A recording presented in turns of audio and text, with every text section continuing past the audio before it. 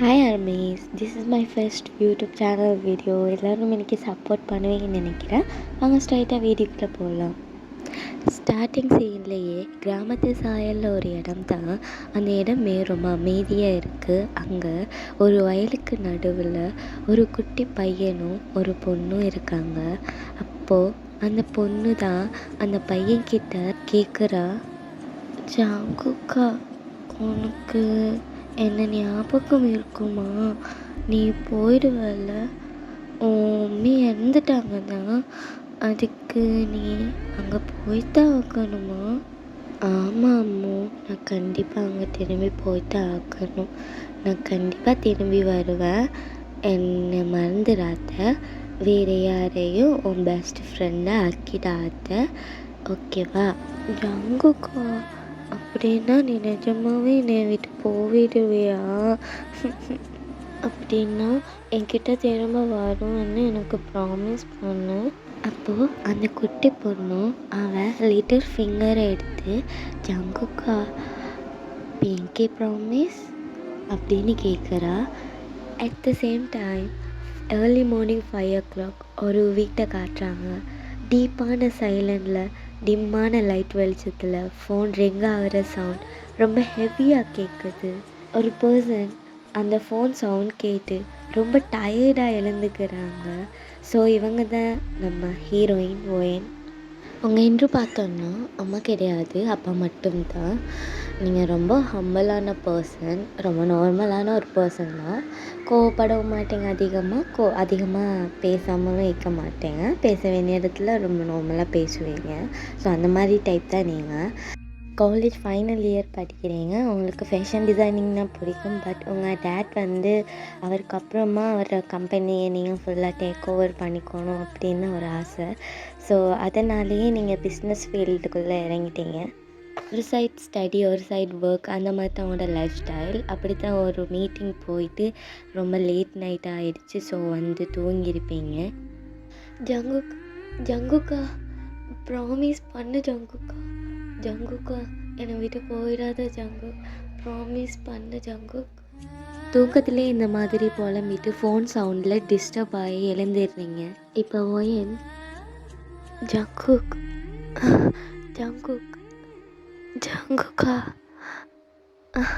அப்படின்னு சொல்லிட்டே நீங்கள் தூக்கத்தில் புலம்பிட்டு ஃபோன் ரிங் ஆகிற சவுண்டில் டிஸ்டர்ப் ஆகி எழுந்திருந்தீங்க. ஓ, ட்ரீமா? மறுபடியும் மூணாக்கு ஓயன், ஜெகிக்கு ஒன்று யாருன்னு கூட ஞாபகம் இல்லை, வேண்டாம். அப்போ தான் உங்களுக்கு நினைவு வருது ஃபோன் ரிங் ஆன சவுண்ட். ஓச், யார் இது இந்த டைமில் இவ்வளோ கால்ஸா அப்படின்னு அவங்களோட மொபைல் எடுத்து பார்க்குறீங்க. அதில் 6 மிஸ்டு கால்ஸ். பார்த்தா அவங்களோட டேட்ரை பிஏ கிட்டேருந்து வந்திருக்கு. ஆஃப்டர் 2 hours ஃபினரல் முன்னாடி நிற்கிறீங்க. அப்போது உங்களோட அப்பாட பிஏ, மேம், அப்பாவுக்கு என்னாச்சு? மேம், அது அப்பாவுக்கு என்ன ஆச்சு? மேம், நீங்கள் மீட்டிங் முடிச்சுட்டு வீட்டுக்கு போயிட்டீங்க. சார் மீட்டிங் முடிச்சுட்டு டீலர்ஸ் கூட பார்ட்டிக்கு போனார். செஸ்ட் பெயினாக இருக்குன்னு சொல்லிவிட்டு கொஞ்சம் உட்காந்தாரு. ஸோ நாங்கள் வாங்க ஹாஸ்பிட்டல் போகலான்னு கூட்டிகிட்டு போனோம். சாரி மேம், உங்களுக்கு இன்ஃபார்ம் பண்ணலான்னு தான் இருந்தோம். ஆனால் கிம் சார் தான் நீங்கள் பயப்படுவீங்கன்னு சொல்லி உங்களுக்கு சொல்ல வேணான்னு சொன்னார். ஆனால் கார்லேயே ரிப்போர்ட்டில் ஹார்ட் அட்டாக்னு வந்திருக்கு மேம். Sorry ma'am. அப்படி சொல்லிவிட்டு அவங்களோட அப்பாட பிஏ அங்கேருந்து மூவ் ஆகிடுறாரு. இப்போ நீங்கள் தான். அப்பா, எனக்கு நீங்கள் மட்டும்தானப்பா இருந்தீங்க. என்னை தனியாக விட்டுட்டு எங்கேப்பா போனீங்க? நான் பிறந்தப்போ என் கையை பிடிச்சிங்க. யாரும் அம்மா இல்லாத பிள்ளைன்னு சொல்லிடக்கூடாதுன்னு எனக்கு ஒவ்வொரு விஷயமும் பார்த்து பண்ணிங்களேப்பா. எனக்கு ஒரு நாள் கூட அம்மா ஞாபகம் வந்ததில்லைப்பா. எனக்கு ஒரு அம்மாவுக்கு அம்மாவா, அப்பாவா, நல்ல ஃப்ரெண்டா என் கூடவே இருந்தீங்களேப்பா. எந்த கஷ்டம் வந்தாலும் என்னை தனியாக விட்டுறாமல் என் கூடவே இருந்தீங்க. ஃப்ரீடமான ஒரு லைஃப்பை தந்தீங்க. நான் என்ன முடிவு எடுத்தாலும் எனக்கு சப்போர்ட் பண்ணிங்க. இப்போவுமே இக்கையை விட்டதே கிடையாது, என்னை தனியாக விட்டது கிடையாது. ஆனால் இப்போது இன்றைக்கி இந்த ஹோலில் என்னை சுற்றி அவ்வளோ பேர் இருக்காங்க, ஆனால் எனக்கு யாருமே இல்லாத மாதிரி இருக்குப்பா. இந்த மாதிரி திங்க் பண்ணிகிட்டே உங்கள் அப்பா ஃபோட்டோவை பார்த்துட்டே இருக்கீங்க. உங்கள் ஐஸ் ஃபுல்லாக டியர்ஸ் கண்டினியூஸாக ட்ராப் ஆகிட்டே இருக்குது. உங்கள் பக்கத்தில் மிஸ்டர் ஜோன் வந்து நிற்கிறாரு.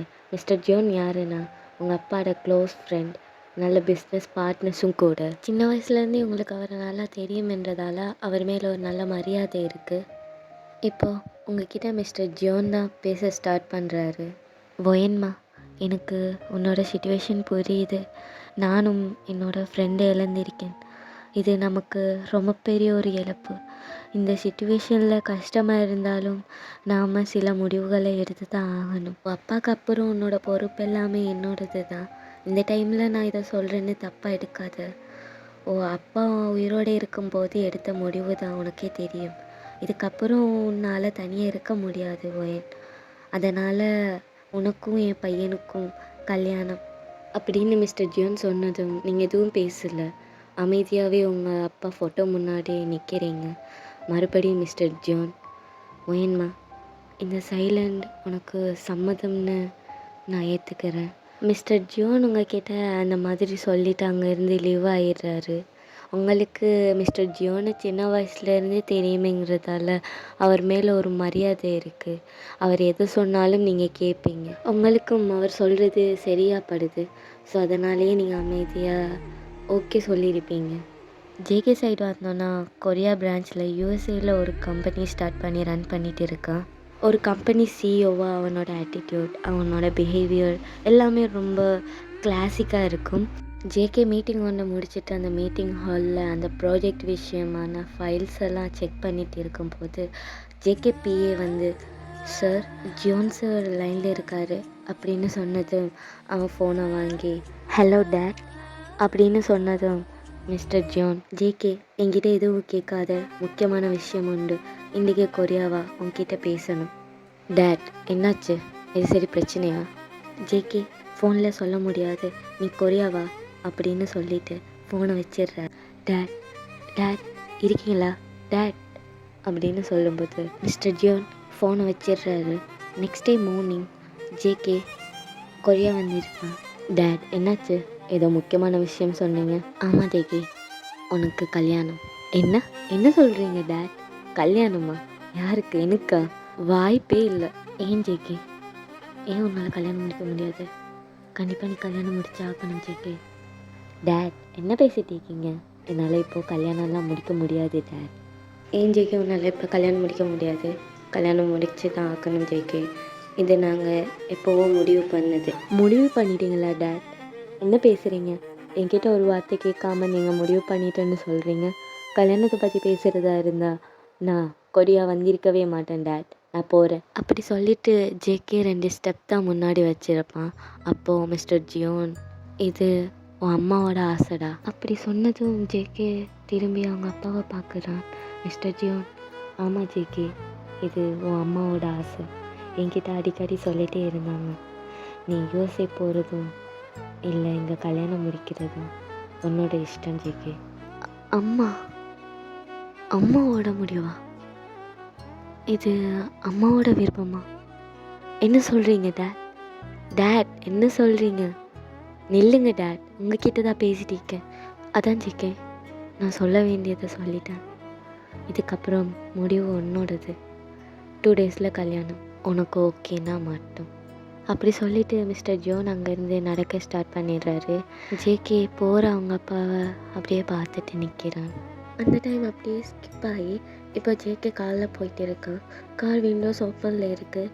கிளைமேட் ரெயின் வர மாதிரி. அப்போ சில்லுன்னு ஒரு காற்று அது அவன் ஃபேஸில் பட்டதும் விண்டோ சைட் பார்த்துட்டே அவன் நினைக்கிறான், டேட் கொரியா வர சொல்லும்போது ஒரு சின்ன ஹாப்பினஸ் வந்துச்சு. சரி அவளை பற்றி தெரிஞ்சுக்கலாம் அப்படின்னு. ஆனால் இங்கே வந்ததுக்கப்புறம்தான் எனக்கு வேறொரு கோலோட 2 டேஸில் என்கேஜ்மெண்ட் ஆக போகுது. ஓகே வாங்கடா. அப்படியே ஒரு சின்ன ஃப்ளாஷ்பேக் உள்ளுக்கு போகலாம். ஜேகே ரொம்ப பிஸியான ஷெட்யூலில் இருக்கிற டைம். ஒன் டே அவன் ஒரு ஒர்க்கை ஃபினிஷ் பண்ணிவிட்டு அவனுக்கு ஒரு மீட்டிங் இருந்திருக்கும். ஸோ அவனோட பிஏயோட அந்த மீட்டிங் ஹாலுக்குள்ளே என்டர் ஆகுறான். பிளாக் ஷூட்டில் செம கெத்தாக அந்த டோரை ஓப்பன் பண்ணிவிட்டு உள்ளுக்கு வரும்போது அங்கே இருந்த பிஸ்னஸ் பார்ட்னர்ஸ் எல்லாம் அவனை பார்க்குறாங்க. ஒரு பொண்ணு அந்த மீட்டிங் ஹாலில் சென்டரில் நின்று ஒரு ப்ரெசன்டேஷன் எடுத்துகிட்டு நிற்கா. ஜேகே உள்ளே வரும்போது ஜேகேவை பார்த்துட்டே அந்த ப்ரெசன்டேஷனை ஸ்டாப் பண்ணாமல் கண்டினியூ பண்ணிட்டு இருக்கா. இப்போ அந்த பொண்ணு தான் true love doesn't feed with the distance. இந்த பர்ஃப்யூம் ப்ராஜெக்ட் வெறும் வாசனையை கொடுக்கறதுக்கு இல்லை, கஸ்டமருக்கு அவங்க பார்ட்னர் தூரமாக இருக்கக்குள்ள எமோஷ்னலை, அவங்க மெமோரிஸை, அவங்க ஞாபகங்களை, அவங்க பக்கத்துலேயே இருக்கிற உணர்வை கொடுக்கறது தான் நம்மளோட இந்த நோக்கம். இதை நாம் வெறும் லக்ஸுரி ப்ராடக்டாக பார்க்காம it's the unspoken language of unforgettable love. It's a magic that connect to heart. Thank you and let's feel the love with every single spray. இதை சொல்லும்போது ஜேகேவோட ஐஸை பார்த்துட்டு ஜேகே அவளோட அந்த எனர்ஜியையும் க்யூட்டான பார்வையும் பார்த்து இம்ப்ரெஸ் ஆகிடுறாரு. ஜேகே மட்டும் இல்லை, அந்த மீட்டிங் ஹாலில் இருந்த எல்லாருமே அவள் பேச்சுக்கு இம்ப்ரெஸ் ஆகி அவளுக்கு கிளாப் பண்ணுறாங்க. அந்த ஃப்ளாஷ்பேக் முடிஞ்சு இப்போ ப்ரெசண்டில் ஜேகே அன்னைக்கு அவள் பேசினப்போ it's a magic that connect to ஹார்ட்னு சொன்னான். அன்னைக்கு அந்த மேஜிக் என் இதயத்தில் நடந்திருக்கு. ஆனால் நான் தான் அதை புரிஞ்சிக்கலை. அன்னைக்கு அவள் கொரியாவிலேருந்து வந்தான்னு தெரியும், ஆனால் அவளை அப்படியே விட்டுட்டேன். அவள் பேர் என்ன, அவள் யாருன்னு கூட தேடாமல் விட்டது நான் பண்ணின தப்பு அப்படின்னு ஜேகே ரொம்ப கஷ்டப்பட்டுட்டே வரான். ஏன்னே தெரியல, அந்த பொண்ணை பார்த்ததுலேருந்து அவனுக்கு அந்த பொண்ணு ஞாபகமாகவே இருந்திருக்கும். ஆனால் சரி, அவன் கொஞ்சம் பிஸியான ஷெட்யூலில் இருந்ததால் சரி அப்புறம் அவளை பற்றி தெரிஞ்சுக்கலாம் அப்படின்னு அப்படியே விட்டுருப்பான். ஸோ டேட் கொரியா வர சொன்னப்போ அவனுக்கு ஒரு சின்ன ஹாப்பினஸ். சரி அப்படியே நம்ம அந்த கேர்ளை பற்றி தெரிஞ்சுக்கலாம், மீட் பண்ணலாம், அவகிட்ட பேசலாம் அப்படின்னு தான் வந்திருப்பான். ஆனால் இப்போ 2 டேஸில் அவனுக்கு என்கேஜ்மெண்ட்னு சொன்னதுக்கப்புறம் ஜேகே ரொம்ப சோகமாக இருப்பான். அதே டைம் நீங்கள் உங்கள் பால்கனியில் உங்கள் கையில் ஒரு ஃபோட்டோவோட நிற்கிறீங்க. உங்கள் கையில் இருக்கிற அந்த ஃபோட்டோவை வச்சுட்டு நீங்கள் ஒரு விஷயத்தை யோசிக்கிறீங்க. ஸோ வாங்கடா ஒரு ஃப்ளாஷ்பேக் உள்ளுக்கு போகலாம். நீங்கள் சின்ன வயசில் அதிகமாக ஜேகே வீட்டில் தான் இருப்பீங்க. உங்களோட அப்பா ஒர்க் போகும்போது உங்களை ஜேகே வீட்டில் தான் விட்டுட்டு போவார். ஒன் டே என்ன ஆகுதுன்னா, நீங்கள் ஜேகே வீட்டில் விண்டோ சைட் ரொம்ப சோகமாக 2 சீக்ஸ்லேயும் ஹேண்ட்ஸை வச்சுட்டு உட்காந்துருக்கீங்க. அப்போது ஜேகே உங்ககிட்ட வந்து, அம்மு என்னாச்சு உனக்கு, ஏன் நீ சோகமாகவே இருக்க? ஜங்குக்கா வெளியே மழை பெய்கிற மாதிரி இருக்குது. ஐயோ மழை தூருது பாரு. எனக்கு அதில் போய் விளையாடணும்னு ஆசையாக இருக்குது. ஆனால் அம்மா இருக்காங்கல்ல, அம்மா விட மாட்டாங்களே. அம்மா சொல்லிட்டு தான் போனாங்க, ஓயன்மா வெளியே மழை பெய்கிற மாதிரி இருக்குது, வெளியே போய் விளையாடக்கூடாது, அப்புறம் நீ மழையில் நனைஞ்சேன்னா உனக்கு ஜுரம் வந்துடும். எனக்கு கிச்சனில் கொஞ்சம் வேலை இருக்குது, நீங்கவே இரு, எங்கேயும் போயிடாதே, ஜேகே இப்போ வந்துடும். இப்படி அம்மா சொல்லிட்டு போனாங்களா, அதான் நான் இங்கே உட்காந்துருக்கேன். அம்மு உனக்கு அந்த மலையில் விளையாடணுமா? அம்மா ஜேகே எனக்கு அங்கே போகணும் போல் இருக்குது, ஆனால் அம்மா திட்டுமே. இப்போ ஜேகே தான், அம்மா உள்ள கிச்சனில் வேலை பார்த்து தானே இருக்காங்க, அவங்களுக்கு தெரியாது, வா வா 2 பேரும் சேர்ந்து அந்த மலையில் விளையாடலாம். அம்மு அப்படியே அம்மா திட்டினாங்கன்னா உன் திட்டு சேர்த்து நானே வாங்கிக்கிறேன், வா வா அப்படின்னு க்யூட்டாக ஜேகே எழுந்து ஹேண்ட்ஸை நீட்டுறான். நீங்கள் அவனை நிமிந்து க்யூட்டாக பார்க்குறீங்க. அப்புறம் என்னடா, நீங்களும் ஜேகேவும் அந்த மலையில் ஓடி பிடிச்சி விளையாடுறீங்க. ஜேகே அவங்கள பிடிக்க வரும்போது நீங்கள் ஜேகேவை பார்த்து ஓடும்போது ஒரு இடத்துல ஸ்லிப் ஆகி ஒரு சேத்துல விழுந்துடுறீங்க. அம்மா ஜங்குக்கா என் மேல சேதாயிடுச்சு, அம்மா திட்ட போகிறாங்க. அப்படின்னு நீங்கள் அழ ஸ்டார்ட் பண்ணிடுறீங்க. அப்போது உங்களை ஜங்குக்குக்கு எப்படி சமாதானப்படுத்துன்னு தெரியாமல் ஜங்குக்கும் அந்த சேத்துல விழுந்து அவன் மூஞ்செல்லாம் அதை எடுத்து பூசிட்டு என்னை பார்த்து சிரிக்கிறான். அம்மு, பரவாயில்ல அம்மு, அம்மா திட்டலாம் மாட்டாங்க. அப்படி திட்டினா நான் வாங்கிக்கிறேன். இங்கே பாரு, எனக்கும் ஒரே சேராக ஆயிடுச்சு. அச்சோ அப்படின்னு சொல்லி 2 பேருமே அந்த சேத்துல விளையாட ஸ்டார்ட் பண்ணிடுறீங்க. இதை ஜங்குக்கோட அம்மா தூரத்துலேருந்து பார்த்துட்டே சிரிச்சிட்டு அதை ஒரு பிக்கும் எடுத்திருப்பாங்க. அந்த ஃபோட்டோ தான் உங்கள் கையில் இப்போ நீங்கள் ப்ரெசண்டில் வச்சுருக்கீங்க. அந்த ஃபோட்டோவை பார்த்து சிரிச்சிட்டு இருந்த நீங்கள் டக்குன்னு சேட் ஆகிடுறீங்க. இன்னும் 2 நாளில் கல்யாணம். ஆனால் இத்தனை வருஷத்தில் ஏன் ஒரு வாட்டி கூட ஜங்குக்கு என்னை பார்க்க வரல? அவனுக்கு என்ன ஞாபகமே இல்லையா? அவன் என்னை மறந்துட்டான். ரொம்ப கஷ்டமாக இருக்குது எனக்கு அப்படின்னு திங்க் பண்ணிவிட்டு ஃபீல் பண்ணிட்டு இருந்திருப்பீங்க. அந்த டே அப்படியே பாஸ் ஆகி அந்த 2 டேஸும் பாஸ் ஆகி என்கேஜ்மெண்ட் டே தான். என்கேஜ்மெண்ட்டுக்கு அந்த வீட்டை ரொம்ப அழகாக டெக்கரேட் பண்ணியிருக்காங்க. அங்கே நிறைய பிஸ்னஸ் மேன்ஸ், நிறைய ரிச்சான பீப்புள்ஸ், முக்கியமானவங்கெல்லாம் வந்திருக்காங்க. ஸ்டேஜில் ஜேகே ஒரு ஓரமாக ஃபேஸில் எந்த ஒரு ரியாக்ஷனும் இல்லாமல் அன்னைக்கு மீட்டிங்கில் பார்த்த அந்த பொண்ணு ஞாபகமாகவே இருக்கான். இப்போது மிஸ்டர் ஜியோன்னா ஸ்டேஜுக்கு வந்து பேச ஸ்டார்ட் பண்ணுறாரு. ஹலோ எவ்ரிவான், இன்றைக்கு பிஸ்னஸ் பார்ட்னர்ஸ் நாங்கள் எவ்வளோ பெரிய இடத்துல நிற்கிறோன்னா முக்கிய காரணம் என் உயிர் நண்பன் மிஸ்டர் கிம். நாங்கள் வெறும் பிஸ்னஸ் பார்ட்னர்ஸ் மட்டுமே இல்லை, அதை தாண்டி ஒருத்தருக்கு ஒருத்தர் நல்ல ஃப்ரெண்ட்ஸாக இருந்தோம். இன்றைக்கி எங்களோட இந்த சந்தோஷத்தை பார்க்க என் நண்பன் நம்ம கூட இல்லைங்கிற வழி என் மனசில் எப்போவுமே இருக்கும். ஆனால் அவரோட மறைவுக்கு அப்புறம் எங்களோட இந்த அழகான ஃப்ரெண்ட்ஷிப்பை அடுத்த லெவலுக்கு கொண்டு போக கிம் ஆசைப்பட்டான். அதோட ஆரம்பமாக தான் இன்றைக்கி நடக்க போகிற இந்த என்கேஜ்மெண்ட். என்னோட பையனான ஜியோன் ஜங்குக்கும் கிம் வாயினுக்கும் என்கேஜ்மெண்ட். அப்படி சொன்னதும் ஸ்டேஜில் 2 சைடில் இருந்தும் ஜேகேவும் நீங்களும் வாரீங்க. நீங்கள் ரெட் கலரில் லாங் ஃப்ராக் கொண்டு போட்டிருக்கிறீங்க. ரொம்ப அழகா சிம்பிளான மேக்கப்பில் ப்ரிட்டியாக வாரீங்க. ஆனால் ஜேகே உங்களை நிமிர்ந்து கூட பார்க்கல. நீங்கள் யாருன்னு கூட பார்க்க விருப்பம் இல்லை. அவனுக்கு ரொம்ப சோகமாக இருக்குது. அவன் எதையோ யோசிச்சுட்டே இருக்கான். நீங்கள் அவனை பார்க்குறீங்க, அவன் உங்களை பார்க்கவே இல்லை. நீங்கள் ரொம்ப சந்தோஷமாக வந்திருப்பீங்க. இப்போ அவன் உங்களை நிமிர்ந்து பார்க்கலன்னதும் உங்களுக்கு ரொம்ப கஷ்டமாயிடுது. ஜேகேவோட டேட் தான் ரிங் எடுத்து 2 பேர்ட்ட கையிலையும் கொடுக்குறாரு. ஸோ நீங்களும் வாங்கிக்கிறீங்க, ஜேகேவும் வாங்கிக்கிறான். ஜேகே ரிங்கு வாங்கும்போது தான் நிமிர்ந்து உங்களை பார்க்குறான். அவனுக்கு செம்ம ஷாக்கு. இப்போது ஜேகே தான் அவன் மைண்ட் வாய்ஸில், என்ன இல்லை, இதுக்கு வாய்ப்பே இல்லை. அந்த மீட்டிங் ஹாலில் பார்த்த கேர்ள் கிம் அங்கிளோட டாட்டரா? டே ஜேகே, உனக்கு எங்கேவோ மச்சம் இருக்குடா. நீ லவ் பண்ண பொண்ணு இப்போ முன்னாடி உன் ஃபியான்சியாக நிற்கிறா. இந்த 2 நாள் ஓயன், நீ இந்த 2 நாளில் என்னமோ பண்ணிட்ட ஓயன். இந்த ஐஸ், இந்த பார்வை எனக்கு பழக்கப்பட்ட பார்வை இல்லை. நான் மீட்டிங்கில் இல்லை, உன்னை வேறு எங்கேமோ பார்த்துருக்கேன். எனக்கு ரொம்ப நெருக்கமான ஒருத்தவங்க மாதிரி ஃபீல் ஆகுது ஓயன் உன்னை பார்க்கும்போது. எனக்கு தெரியல. ஓ மிஸ்டர் கிம் தான் ஜேகே ரிங்கை கையில் வச்சுட்டு இருக்கிறத பார்த்தோன்னே ஜேகே அப்படின்னு கூப்பிட்டதும் ஜேகே டிஸ்ட்ராக்ட் ஆகி இப்போ தான் அவன் ரியாலிட்டிக்கு வாரான். ஜேகே என்ன பண்ணுற? ரிங்கை கையில் வச்சுட்டு ஓயன் கையில் போடு ஜேகே. மிஸ்டர் ஜியோன் அப்படி சொன்னதும் சரி அப்படின்னு சொல்லிட்டு ஜேகே அவனோட ஹேண்ட்ஸை அவங்க முன்னாடி நீட்டி அவங்க ஹேண்ட்ஸை கேட்குறான். நீங்கள் ஜேகேட ஐஸையே பார்த்துட்டு இருக்கிறீங்க. அப்போ ஜேகே அவனோட ஐப்ரோவை ரேஸ் பண்ணி என்ன அப்படிங்கிற மாதிரி கேட்கவும் நீங்கள் டக்குன்னு கீழே குனிஞ்சு பார்க்குறீங்க. அவன் கையை உங்களோட கையை கேட்குறான். மெல்ல அவனோட கையில் வைக்கிறீங்க. அப்போ அவன் சிரிச்சிட்டே அவன் ஃபிங்கர்ஸில் ரிங்கை போடுறான். நீங்கள் பார்க்குறீங்க, என்னடா இப்போ தான் சோகமாக இருந்தால் அதுக்குள்ளே சிரிக்கிறான் அப்படின்னு. என்னவோ அப்படின்னு நினச்சிட்டு நீங்களும் அவன் ஹேண்ட்ஸில் ரிங்கை போடுறீங்க.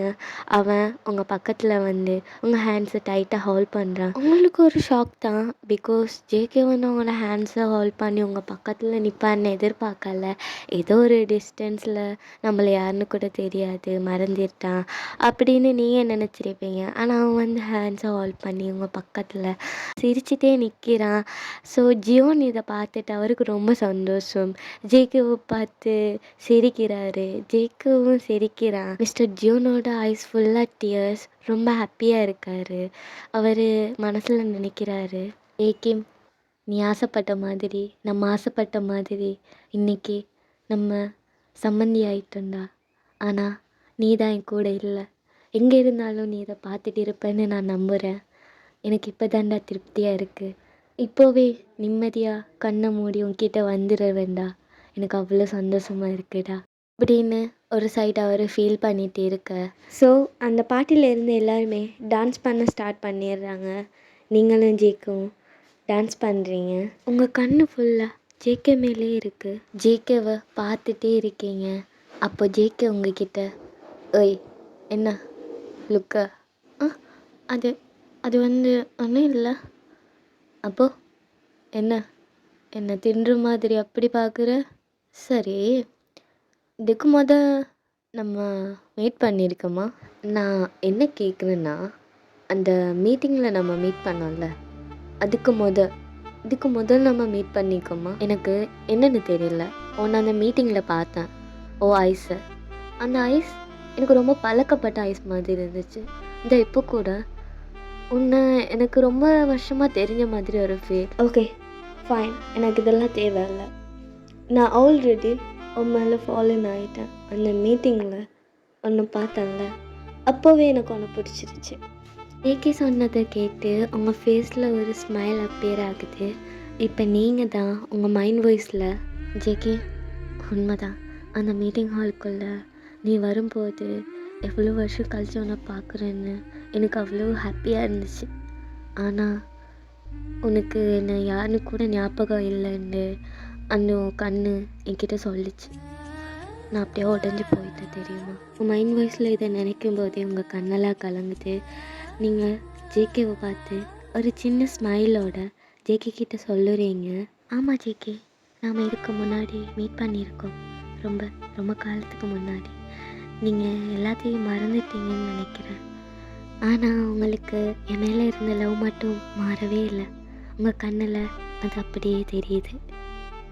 நிஜமாவே எனக்கு ஞாபகமே இல்லை. எங்கே மீட் பண்ணியிருக்கோம்? அது பரவாயில்ல ஜேகே, உனக்கு அந்த மீட்டிங் ஹாலில் பார்த்தோங்க கேர்ள் ஞாபகம் இருக்கால, அதுவே எனக்கு போதும். இனிமேல் நாம் சேர்ந்து நிறைய மெமரிஸ் க்ரியேட் பண்ணலாம். நீ மறக்க முடியாத அளவுக்கு.